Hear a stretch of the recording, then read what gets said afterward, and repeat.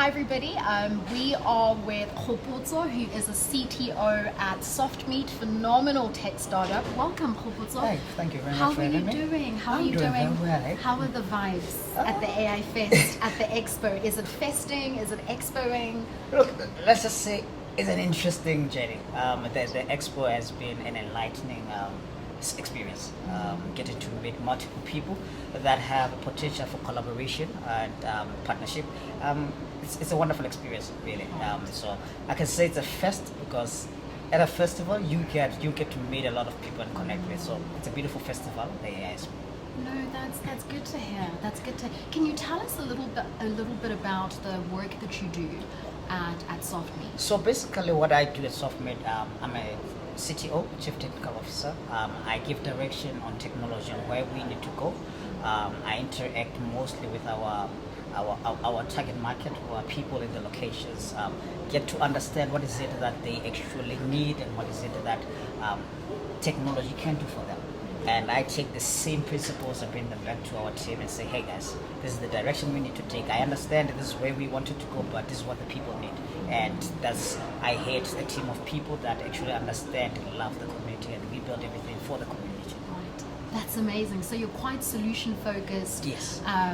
Really big on identifying some of the challenges within the likes of township communities and township economies. Exactly. What exactly does your solution offer? So basically what we offer at Softmeet is a platform, a social impact platform, a communication platform that says you being in a location, you being in a rural, should not prohibit you having access like everybody else. So we provide access at no data cost. That's what we do.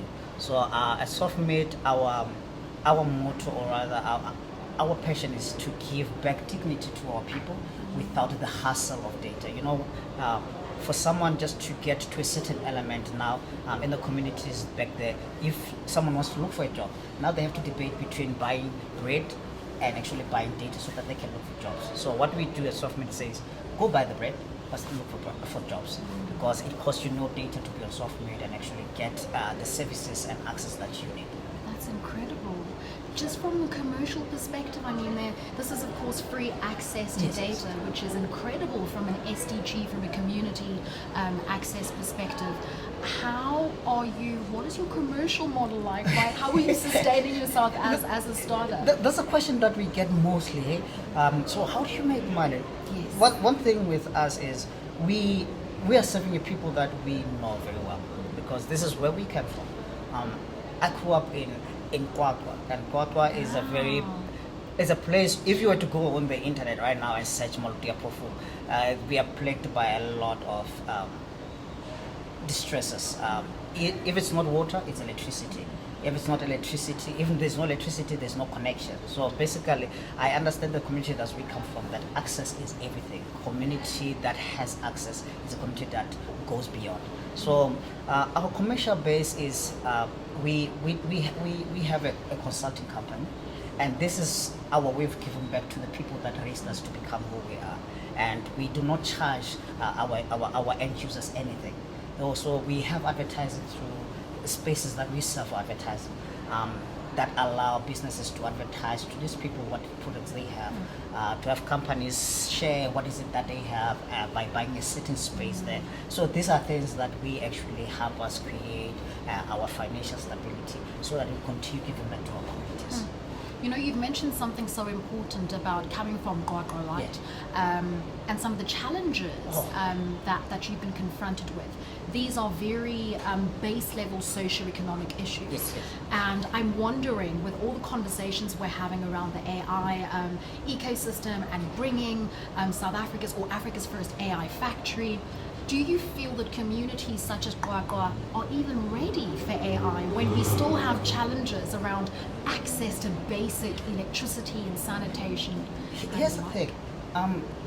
People in downtrodden areas will surprise you very much. You would think that they are not ready. These are people who are very tech savvy. The only problem is they do not have access to use these tools. They are limited to what they can do. So with the introduction of AI into societies like that, things that have been a barrier for them, now become easy access, easy for them. So with the base that we are creating, we're saying Softmeet is a backbone for others to create. We want to set up a platform, say, just jump on our back and have the access that you need so that you can shine. We don't need to take that glory. What we want to see is you shine. So jump on our back and become a shining star that you are. So with AI introduced to such communities, that those free education itself becomes an easy thing. No one, because I was reading some time back about students walking 10 kilometers in KZN just to access education. Think of that, learning from the comfort of your home because schools are too far. That's what these people need, and they are ready for it. All we need to do is give them a chance. It's amazing. You know, you echo the same sentiments as the CEO of Open Teams, who I was actually interviewing before you. And he spoke a lot about how as Africa we're lagging behind, right? And I asked him, you know, how do we overcome that? And the biggest variable that he identified was overcoming the mental barrier, you know, that we're not capable of creating agile, dynamic, innovative solutions. Khopotso, you're a CTO from Qwaqwa, which is quite a difficult, not a difficult, but a pretty tough community to come from, right? Yes. How have you been able to overcome those barriers as a black African man? So one thing is, I have 4 brothers. So sure. as a middle child, it teaches you resilience. You have crazy brothers who do crazy stuff to you. So one thing that you learn is independence. Number 1, believing that you can become anything. And luckily enough for me, I had parents that did not prohibit us or limit us in our thinking. At an early age, we were introduced to books, reading, to creativity, and that allows you to spend time saying, what is it that I can do that nobody else is doing?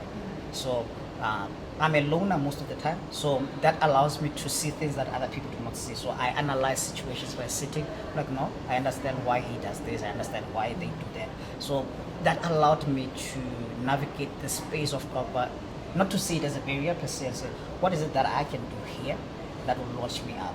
So also allowing myself not to be confined to the same space, travel. So my advice to anyone who's living in a space like Qwaqwa, get out a little bit, go see other places, learn what other people are doing, and you'll find inspiration to make change in the community that you are in and even beyond that community. Absolutely. Gosh, cultural capital is everything. I really appreciate how you've spoken without saying it explicitly, right? But really saying become the global citizen. And we can still become global citizens without necessarily, of course, travel is important, but we can drive global citizenship even from a South African perspective. Exactly. Like you mentioned AI earlier. Look, with access, people think beyond who they are. So if the only access you have is the community that you grew up, you cannot grow beyond that. So allowing those portals of access, that's what we are doing at Softmeet, giving information to people, so bringing all that information that was limited to them, we bring it to you so that you know there's life beyond who you are. So that makes you a member of the global economy, global citizen, say I can participate, do what they're doing out there here and do it better because I understand my community better. Sure, that's incredible. Munna Qwaqwa. Should we close it off with a Sotho jingle? I think we must do a Sotho jingle just because we can. But yeah, Munna Qwaqwa, thank you so much. It has been nothing but an inspiration. Continue being an inspiration to the South African and African youth. I think it's really, really inspiring knowing where you come from and being able to build what I would like to see becoming a global brand. So yes, thank you for coming. Enjoy the rest of your time and looking forward to seeing exciting upcoming projects as well. Maybe just closing off, where can people find you, social media? Oh yeah, the internet, you can find us on just go to www.softmeet.co.za. You'll just find us there. We are there, ever present. On Google Play, Softmeet is there. On Huawei Gallery, it's there. Softmeet will be ready for iOS by the end of the month. I'm pushing that bus to make sure that it catches there. And on social media, just search Softmeet and you find us. We are available, ready to communicate, ready to collaborate, to make an impact. hobane motho ke motho ka batho, and we are building a community for people. If you don't do something for you, if I don't do something for my neighbor, then I'm not doing anything. So together that way. No, are aheng. Thank you so much, Khopotso. Motho ke motho ka batho. Thank you for joining.